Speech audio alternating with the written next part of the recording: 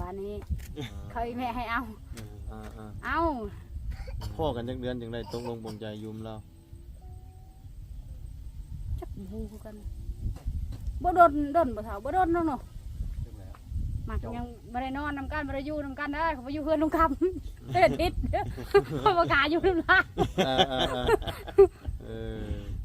บ่กล้าอยู่แรกๆบ่กล้าอยู่แต่งแล้วแต่บ่กล้าอยู่แต่งแล้วบ่กล้าอยู่แต่งยังบ่กล้าเป็นทิศบ่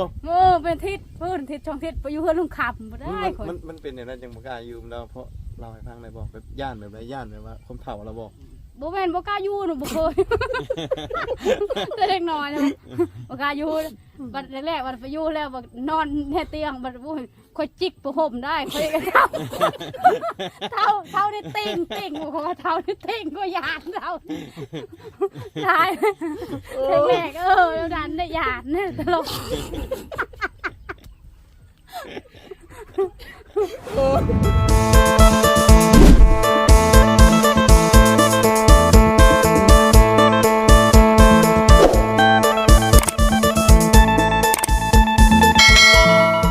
นี่เด้เมียเราพี่น้องเอ้ยชื่อยังกินเนาะโอ้มาเอิ้นประตูกินข้าวบ่โอ้ยอ๋อเบิ่งนี่เด้พี่น้องเอ้ยเนาะกินข้าวบ่โอ้ดีได้พี่น้องเอ้ยมาเอิ้นกินข้าวโลดนี่บ่เท่าหมดแหละเขาเนี่ยประตูนะเข้าจ้ะค่อย5 กับ 1อยู่ช่องคุณสบายดีเด้อได้นี่แหละงามบ่ให้มายืนคู่กันด้วยฮะบ่ได้บ่ฮะโอ้ไปกินข้าวพอกินข้าวไปเดี๋ยวจังกินนั่งถามข้าวนี่ก่อนได้บ่ได้บ่ได้ยินได้อยู่แล้วเนาะมาจันโอ้ยเนาะพอดีมีอะไรอย่างเอาพี่พอดีพี่น้องมาเอิ้นกินข้าวเอิ้นประตูได้มาเอิ้นประตูบ่หรือมาเอิ้นไผนี่ฮะเดี๋ยวจะกินเดี๋ยวจะกินอยู่แล้วเนาะขออนุญาตหนีบไม้นะแป๊บนึงเด้อเฮาเดี๋ยวเฮาอันน่ะหนีบใช้ก็ได้มงฮะใจดีป่ะใจดีป่ะโอ้เดี๋ยวฮะโอ้ผู้บางคนนี่จันเมียงามเนาะตู้เนาะเจ้าเนาะเบิ่งเมียงามเอาเบาดีๆไผป้าไผเดี๋ยวนี้ตกลงไผป้าไผนี่โอ้ดีเดี๋ยววันนี้มันรอเขาทานั่นเด้อเขาตำชื่อตำหุ่งน่ะซื้อตำหุ่งน้ำก้อนมาเลยไม้อยู่ใส่ได้กินฮะไม่ยังนี่เลยนี่เลยไม่อย่างนะไม่คืออันใส่หนีบหัวเจ้ากับไม้เจ้าเมื่อเจ้าเอาไว้ในรถบ่ผมใช้ลืมแล้วว่าดังอยู่บ่เป็นดังอยู่เนาะว่าดังอยู่เนาะโอ้ฮะเล่นบอลลัดเล่นบอลอันนั้นแม่นบ่มาคู่มือบ่เอาจำคู่มือเมื่อวานชื่นก็มาเอานี่คือเมียคนที่2โอ้คนที่2ของประตูเนาะเบิ่งมันมืดบ่ได้อยู่นี่เอาใกล้ๆในลืมไม้อยู่รถเฮ้เนาะก็เลยอันน่ะให้ใกล้ๆหน้าแล้วเนี่ยเจ้าชื่อว่าได้ใดก็ห้วยชื่อห้วยห้วยน้ำห้วยเห็นบ่น้ำห้วย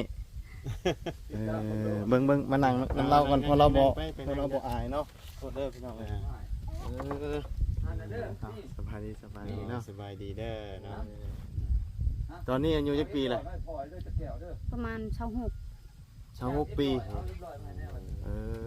ตอนขอโทษขออนุญาตถามตอนอันน่ะอยู่กับประตูจักปีอายุเล็กๆเลยจักอยู่พุ่นเนี่ย3 ปีมาอยู่ที่3 ปีตะกอนอยู่ใช้3 ปีอยู่ใช่เนาะมาอยู่ลำลาวตะกี้อยู่พุ่นพ่อกันอยู่ชิโน่บ่ตุอยู่พุ่นจักปีเท่าอยู่พุ่นประมาณ3 ปีเนาะอยู่เนาะมงนั้นอยู่พี่3 ปี2 ปีปลายหรือ3 ปีแล้วมันป๊บมันย่านลูกข่อยฮ 3 ปีเขาตีกันแล้วค่อยปุ๊บมาพี่ ไผตีลูกไผ ฉันตีกันแหละทั้งปืนทั้งหยังเจ้ายิงลูกมื้อนั้นเจ้ายิงลูกเจ้ายิงแจกเครดิตมื้อนั้นเด้เขาญาติแล้ว แม่นบ่ จังแล้วเฮาก็ลืม เองเมา ว่าอยากให้แล้วคนกินยาบ้าเด็กมัน เอ ป อก ให้ปกมันแล้ว ทำลาย เอา แม่ อัน มันยกอันนี้แม่ มันเอาอันนั้นมันเอาแก้วเอ็มลอยหันฟาดใส่นี่เพียง ข จะ อเงิ ใช้ น ไม้ แม่ เลย มัน เนาะ นี่ นี่ก็แล้วข่อยญาติเลยข่อยแต่ขอเงินแต่ละเถื่อข่อยให้ตลอด แล้วมันมาพี่ ข่อย ลูกกับเมียทำบินเราเห็นบ่ แม่ ลูกกับเมียทำบินนั่นใหญ่จักปีนะตอนนี้นะ มัน ชาวป้ายแล้วเดี๋ยวนี้ ชาว ตะ ป้า กี้ ย บ่ฮอดดอก10 ได้ ป้า ชาวย ชองชาวเอ็ดชาวชอง ลูกแม่กกก็3คนผู้ทำบิดอันตายผู้หญิง แล้วเจ้าไปพ่อเราอยู่พุ่นนั่นไปยังเนี่ย ไปน้ำลุงมันนั่นลุงค่ำ ลุงคำ ไปขาย เพื่อน เครื่อง ไอแม่ อืม มันไปขายเครื่องให้บุญจักบุญยังแหละล่มกัน บุญที่2จักบ่ แม่น บุญที่2ธันวาคมบ่ ล่มกัน บุ บ่ ญ ได้ ทหาร ดอก ที่2ธันวาเนาะ โมเมนต์ที่2กับวันที่เช้าอ่ะนะ บุญทหารนะ บุญทหารน่ะมันมี2ธันวากับวันที่20มังก เช้าร เดือน บ่ หนึงบุญช่างตั้งกองทัพบุญที่เช้า ของทัพนี่ที่20เนาะ แม่น อืมไปขายเครื่อง ที่ช่องท่านว่านี่บุญชาติ แม่น หมดประเทศอันนั้น แม่น แต่ทหารก็ได้เฮ็ดคือกันบ่ปะ อืมแล้วไปพ่อบัดนี้ พ่ออยู่หั่นแล้วก่อนสิได้เพิ่น แต่ว่าท่านได้ป้ากับเมียว่าตอนนั้นน่ะ ปะแล้วเขาปะจะโดนแล้ว อ๋อป้าแล้ว ปะอันหลายปีแล้ว ตอนนั้น ป้ากับเมียผู้นั้น ตอน โด นั้น น แล้ว เจ้าอายู่จักปี พ่อเรานี่ กัจักปีบู เราว่าเราอยู่ใน ปะ เจ้า ปะกันได้จักปีแล้วจ้ะปะกับประตู ค่อยนี่ แม่ เดี๋ยวน นี้นะ แม่น 2 ปีไปเนาะ มองนั่นแหละช่อง3ปีแล้วบ่จืดนั่น อาจิปะช่องปีปลายหนึงบ่นี่ ป้าย้อนอีเน่านั่นแหละเขายังบอกไปทิมเราย้อนอีเน่านะ อันนี้เราป้าเจ้าหรือเจ้าป้าเราถามไปดิ เมื่อกี้น่ะ อ่า จักบ่ฮู้คือ ไปป่า ไป มันเจ้าบ่ป้าข่อย ไปป้าไปนี่เนี่ยระหว่างเจ้ากับเรานี่ เราได้ป้าข่อยเรานี่เด้เราบ่อยู่นำข่อย เอากะ ไผป่าไผ เลยป้าเรื่องหยังอ่ะนะกับเรานี่ ตะกี้น่ะ ป้าเรื่อง ค ป้าน ไป เรื่อง หา มันบ่ เฮ็ด เข้า เวีย กั ก นนี่แหละคนหากินคนละทาง แม่นางอยู่พี่นะ บ่ว่านะ เห็นได้ได เอออืม มันยังลูก ตอนนั้นเจ้าอยู่นั้นใหม่ๆนี่จื้ออยู่บ่อายุเท่าไหร่เราว่าอยู่นั้นเจ้านี่เราว่า14 15นี่แหละอายุเจ้าตอนนั้น ประมาณนั้นประมาณนั้นประมาณนั้นประมาณ14 15 ตอนนั้นเจ้าก็สิน้อยกว่านี้เนาะเพราะว่าตอนนี้ก็26แล้ว ยานคนไทย อยู่กันหลายปีเลยนะเรานะเนาะกับเมียคนที่2เนาะคนที่3นี่หลานเจ้าบ่ แม่ร้านเขาอีพ่อ บ่เนาะ พี่น้องช่วยหมาเลย เออ ถ้าแม่เขาผิดกันกับพ่อเขากับเมื่อเพื่อนเขาอีพ่อพี่น้องช่วย จักเขา หลาน ของพ่อตอกพานี่ หลานหรือน้องนี่แหละ เขาตอก เนาะ ของพ่อนี่สิตอกพา คือเมียคนที่2คนนี้เนาะ มาเข้าใจกันป้ากันเท่านั้นแหละจะ จั มี ก หยัง จักไปตอกบ่ฮู้ แต่ว่า ย้อน ไผป้า บ่พัง ไผ บ่รัดลงมาเลยเด้อบ่รัด ฮะ บ่ลาวนะบ่ควรสิไป เว้าเรื่องกันตั้งแต่จักโมงถ้าเฮาเว้าแต่8โมงเฮา1โมงเนาะ เว้าอันสิป้ากันนะ เออ แต่เป็นมุงแรง 1โมงเกับ2โมง เออเว้าว่าไผ ว่าบ่เข้าเรื่องกัน เว้าผู้นั้นก็เว้าได้หนึงผู้นี้ก็เว้าได้หนึงบ่ ก็ถ้าบ่เมาก็ดีแบบนี้ถ้าบ่เมาถ้าเมาหันบ่ฮู้เรื่องหยังเมาหันเว้าทั่วทีบเนาะเท่าเนาะ ยังบ่ยอมรับบ่ เออย อมรับแล้วตัวเองเมาบัดบ่ฮู้เรื่องหยังเว้าทั่วทีบ เออ คนผู้จื้อได้ นี่เนาะ เอาขออนุญาตนิบไม่ให้แน่จังหน่อยเพื่อ ได้มีแล้ว เสียงชัดเจน นี่ก็ของเขาคนละไม้แห้งกระติก เอาห่างกันได้นึงก็ได้ เออเยี่ย โอ ม เคขออ นี่ นุญาต เฮ้ยนี่ใช่บอลไล่ๆอ่ะนะนี่บอลไล่ๆอ่ะ ผมติดกันแล้วนะ เฮ็ดแล้วได้บ่บุญเออ บ่เป็นหัวนี่ไม้แล้วบัดนี้ปานใดไปหอระยองพุ่น นิบจุดเทิงพุ่นก็ได้ อีกเทิงนู่นก็ได้บ่ให้เชื่อมันติดกันเป็นแม่เล็กมันดูดกัน แม เด้ น น่าจะ ขอ ได้ อนุญาตเด้อพูดคุยในคลิปนี้ก็สิยกให้ตั้งบ่บุญวันป่าเป็น ด้วย ถามบ่ แล้ว ค ก็ น รั สั ด ม ห ภา มา ษณ์หรือว่าทำเนาะในการไปการมา เออ เนาะ รัดหมาเลยเพิ่นคือกันในแต่งานจะพาดพุดมือมัน มา โดย แต่ว่าบรรยายด้วยเสียงบุญก็แล้วกันเนาะในคลิปนี้ ผมก็โทรถามมันแหน่เด้ฉะ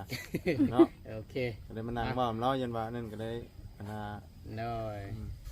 นั่งเว้าว่าให้เป็นหมู่แล้วแหน่ เจ้า จี้กล้องแค่เราเดียวแล้วยังบ่เคยนำเฮาหั่นนะ มีแต่ เด็กผู้ใหญ่ ส่วน ผู้ ห ให ลา ญ่ ย ใจดีเอาเงินให้พ่อเลยลูกเอาบ่แม่นเอาบ่เอาบ่นะพ่อ เอามีแต่ว่าเพื่อเป็นการโมเสียเวลาให้ทั้งมาบุญชักเนาะถามสักหน่อยหนึงเด้อพูดคุยกัน เพราะว่าเราอีกคำตอบเลยเนาะ แม่นแม่น ก็หิวเลยเนาะ เขาได้มาแต่ซื้ออันนั้นเนี่ยอยู่ในกินแล้วมาเอิ้นกระเถาเราเนาะมากินข้าวแล้วอ่ะแต่ว่าบ่ได้ให้บ่ได้เครียดกันเนาะปะกันกันเนาะ บ่ได้ก็เว้านำกันบางเทื่อก็ขึ้นกินข้าวอีพี่ น้อย คือเดียวก็บ่ได้ปะได้กูมื้อ เนาะ อุ่นใจน้ำลาว อุ่นใจบ่ บ่แม่นเมียเฮาแต่เฮาอุ่นใจ ตะกี้เมียเฮาแท้เดี๋ยวนี้บ่แม่นเมียเฮาแล้วแต่ว่าเรา จักสิเครียดสิช่างเฮ็ดหยังก็กันลมนำกันคือกัน หาชูนี่ลูกนี่ยังกระเต็กนี่คันแม่บ่อยู่มันนอนพี่มันมือคำมันถึงมื้ออุ่นใจน้ำมัน น้อย กินน้ำพ่ออยู่น้ำพ่อ แต่ว่าตอนนั้นว่าเราไปอยู่กับผัวนะเมียที่เราป้าตอนนี้เราป้ากับเจ้าน่ะบ่ ปะแล้ว ป้าแล้วแต่ตอนยังบ่ป้าเนาะชุมเจ้าอันลมกันเนาะ ร้อยแม่นบ่ จักน้ำเข้าบ่ฮู้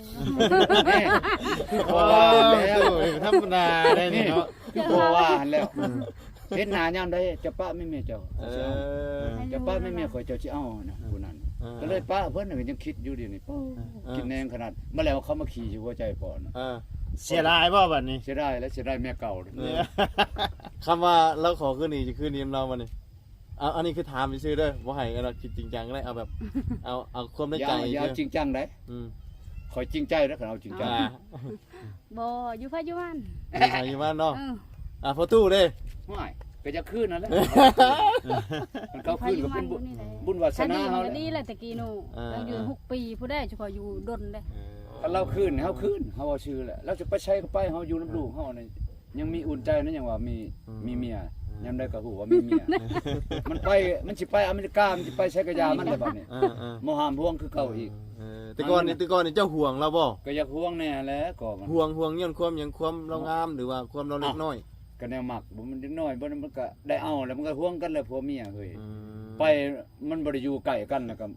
มันก็คิดไปตัวทีบคนเฮาหลักลมบ่าวลมแพ้วบ่ก็คิดไปนั่นน่ะก็ แต่ ห่ ว่าว ง บัดสุดท้ายบ่แม่นเราเนาะ บ่แม่ เป็นเจ้าเนาะ เออ สุดท้ายเจ้าเป็นคนในล้มเอง จังหวะแม่นถามรอบพุ่นเด้อบ่ได้ค่อย โดยเอาจันเนาะ จากไผลมไผตัวเองได้เมียเลยป้าเมียเลยเนาะ เนาะ ผู้หนึงหาเงินเลี้ยงลูกอยู่ ผู้หนึงหาเงินเลี้ยงลูกผู้หนึงมันรักล้มชาวเนาะโอ้ยบ่ได้ โอ้ เด้ ยอย่าเว้าแล้วคอยอยู่พี่ ถ้า เขา ได้ ก็เลี้ยง แล้วเนาะ เด้อ เลี้ยงหากะป้านี่เลี้ยงตะกี้เจ้าก็ยันเมียเจ้าคือกันปานคอยบ่เห็นไผ ก็ย่านอยู่แต่ว่ารักให้ได้ อ่า ชาวเอ้ยข่อยรักให้ได้เทื่อละแสน2แสนมึงเทื่อ50บ่พลาดแต่ละเดือนหั่น รักให้ไผ รักให้ลูกข่อยนี่แหละ ตอนยังเอามัน ตอนอยู่กับอันผู้อัน คำมันเห็นแล้วมันเว้า บ่ให้บ่ มันบอกเอาน้อยขี้ทีได้อันนั้นแหละกันพี่น้องตัวเองก็ให้อันลูกคอยมันบ่อยากให้กินขนมมันยังบ่ให้ แม่นสัมภาษณ์ตัวนี้เอาผู้นี้อยู่นำผู้นี้บ่ผู้นี้ดีอยู่นำผู้นั้นผู้นั้นดีจนเขาเบิ่งจนเขาเอาความใจ โอ้ย ให้เว้าในนั้นเนาะ คือจะเว้าคอยตอนนั้นคอยบ่เอาเรื่องหั่นบ่บ่คอยเป็นนั่นแนวนี้คอยมีคลิปเพิ่นอยู่นี่คอยค้านเว้าคอยค้านเฮ็ดคอยสงสารเราผู้ใดว่าบ่ต้องเฮ็ดสงสารเรา อ่า คอยค้าน อันไหนมันเป็นจริงบ่จริงเฮาบ่เว้าเนาะ ตัวเองบ่ได้เห็นกับตาเห็นหมู่เว้าแล้วก็เว้าไปทั่วที่ หยุดจึก ไปแล้วมาย่องผู้นี้อีก แล้วย่องผู้นั้น บัดพอป้าไปวันนี้มาเว้าอีในนี่บ่ได้เนาะ ยาแล้วบ่ย่องไผแล้วบัดนี้ เอาคำว่า อ๋อมันเว้าให้ถูกกัน มัน เว้น เว้า สิหาย่องผู้นั้น แม่นความ แม่นความเราได้ แล้วได้ตัวเอ้ย เนาะคือเอาเว้าง่ายก่อนหน้านี้ตอนเราอยู่กับผู้นี้เราก็เว้าเจ้าเป็นนั้นในนี้เนาะแม่นเราอ่ะบัดนี้พออันว่าเราปะกับผู้นั้นเราสิเว้าอีกว่าในนึงบัดนี้นะมันบ่ดีเนาะ บ่ดีแล้ว มันแต่ว่ามันสิตรงกันข้ามเด้ถ้าว่าเพิ่นเห็นเพิ่นได้ยินเว้ามันแบบเพิ่นสิเอาเรื่องได้นะมีแต่ว่ามันทานไปได้ก็บ่ให้เว้า เนาะอยู่ไผอยู่มันเนาะ คือเราเว้าในกินี่อันคือแบบว่าสิ่งใดที่ว่าก่อนหน้านี้ถ่ายคลิปแล้วเนาะเราเว้าว่าเจ้าบ่ดีจังบ่ ว่าเจ้าปะเราจังซี่เนาะไปมีผู้ใหม่สิแม่นบ่ หยุดหยุด เราเรื่องบนมันยิ้มเลย สิประมาณนี้พี่น้องเนาะแม่นนะประตูดิเนาะแต่ว่าเมียนี่บ่กลับแล้วล่ะว่ะเนาะแต่ฮักแป้งกันนี่ก็ดีแล้วเนาะ มีหยังก็กินก็แบ่งกันกิน แบบว่าบ่ให้บ่เครียดบ่สร้างกันเนาะก็ดีคือกันได้ดีกว่าสร้างกันว่าง่ายเนาะแบบว่าอันนี้เฮามาอยู่ใกล้กันเฮาก็ยังแบบว่ากินข้าวมีหยังก็แบ่งกันกินเนาะ ก่อนอยู่ค่อยบ่ได้เป็นไม่ได้บ่ได้เท่าบ่ได้ไปหับเจาะหับจ้างเลย อันนี้ บ่ได้หับจ้าง บ่ได้เฮ็ด เขา หยั บ่ ง ให้ไปอยู่เฮือนก็อยู่เฮือนหากินชื่อๆเท่านั้น บัดนี้เพิ่น เท่าแห้งเลย บัดนี้ โอ้ยเจ้ายัดเจ้าบ่เฒ่าบ่เจ้าโอ้ย นั่นแหละเอาหาอยู่จะบ่เลี้ยงแต่น้อยหามีหานอนเด้อเป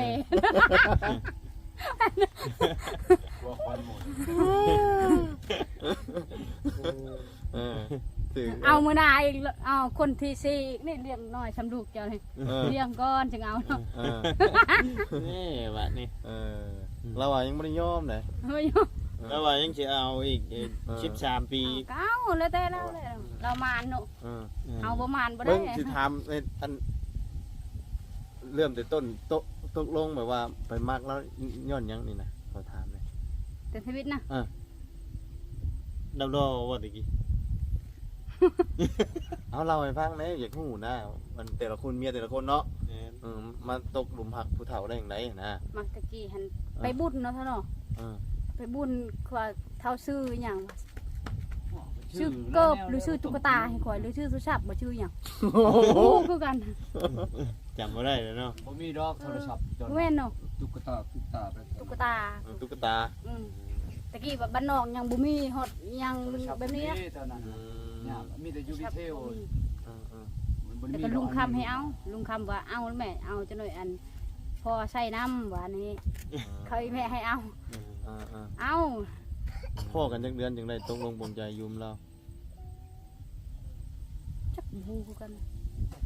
บ่โดนบ่เฒ่าบ่โดนเนาะ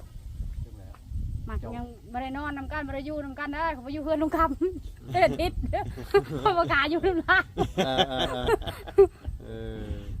บ่กล้าอยู่ แรกๆบ่กล้าอยู่แต่งแล้วแต่บ่กล้าอยู่ แต่งแล้วบ่กล้าอยู่ แจ้งยังบ่กล้าไป เป็น อยู่ ทิศบ่ โอ้เป็นทิศพื้นทิศช่องทิศไปอยู่เพื่อนลุงคำบ่ได้คน มันเป็นอย่างนั้นจังบ่กล้าอยู่เราเพราะเราให้ฟังได้บ่แบบย่านแบบไรย่านแบบว่าคนเฒ่าเราบ่ บ่แม่นบ่กล้าอยู่หนูบ่เคยแต่เด็กน้อยนะบ่กล้าอยู่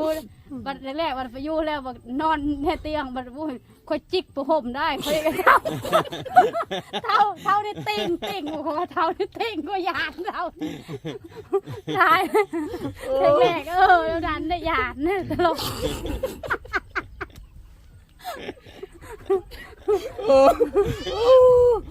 เขาลุงคำไปชงเขาเฮือนไปนอนเฮือน เลยเนาะ ตามที่เรามาเนาะ แรกๆเนาะ แรกๆเลยมันกับนี่เนาะเนาะมัน เด็กน้อยเนาะ เล็กน้อยกับผู้เฒ่าเนาะ แต่อายุเท่าไหร่ยังบ่ฮู้เรื่องหยังเนาะ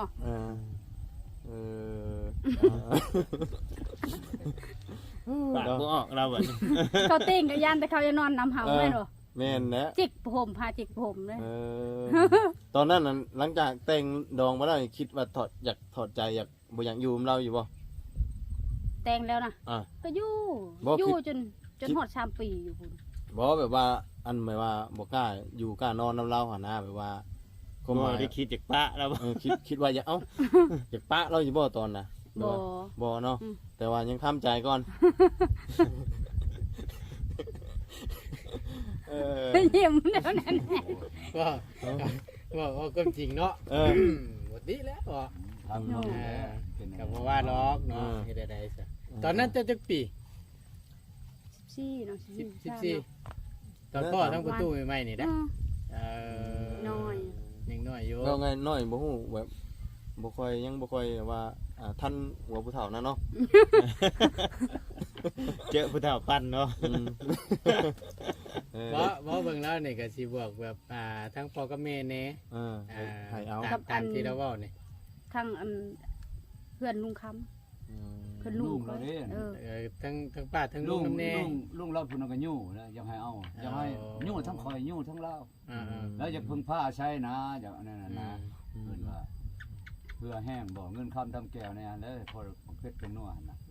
พอได้หยิบยืนเนาะ เฮาก็มันมีเงินเดือนเด้ตอน ทางนี้ก็ยังมีเงินเดือนเนาะเจ้าทางยังบ่ทันได้บำ เงิ นาญ นเดือน อยู่ จัก ตอน เท่าไหร่ตะกี้เท่าไหร่เถอะ บ่ลาย